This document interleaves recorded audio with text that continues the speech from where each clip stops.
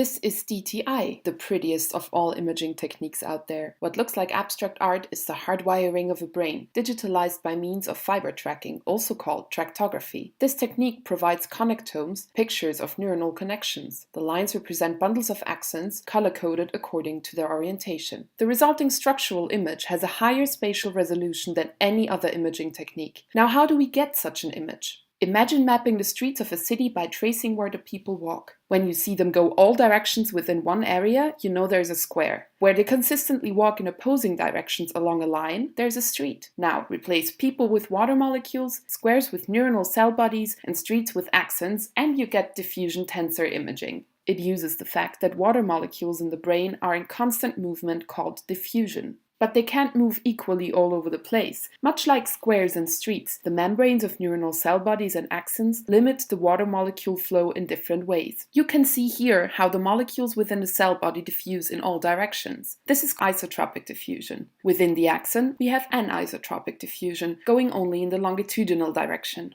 An MRI scanner, set on the DTI function, measures these different diffusion patterns in the brain. To explain how exactly it does that, we have to zoom in on the water molecules and look at the hydrogen atoms. Normally, their protons spin in random directions and orientations. When you are put in the scanner, a strong static magnet forces your protons to spin in longitudinal alignment with its field along the axis of your body. Let's call it the z-axis. Another rotating magnet pulls them into a spin perpendicular to your body on the transverse xy plane, at the same time causing them to fall into phase. Now they give off a uniform signal, like a choir singing in synchrony. You can't tell anything about the individual's positions yet. However, if you switch on another magnet that is graded along the z-axis, the spinning tempo or frequency of each proton adjusts according to the magnetic strength at its individual position. As you switch off the gradient, they will eventually fall back into the same frequency, but now they are not in phase anymore. Imagine a choir singing a canon. You can distinguish individuals by the point in the song they are at. Repeat the exact same procedure, except this time with the reversely graded magnet, and you end up with all protons back in phase. That is, if they just stuck to one point along the gradient. But remember that water molecules constantly move about. They shift into different zones of the magnetic field and thus tinker with the exact counterbalance of the reverse gradient. So they end up spinning out of phase again. These signal distortions are then analyzed to reveal which way the molecules have gone. In contrast to common MRI, DTI visualizes tissue structures in such detail that damages in fiber tracts can be detected. Besides its medical use, DTI also gives great opportunities for fundamental research, like the Human Connectome project. It aims to establish an encompassing neural database easily accessible by graphical navigation.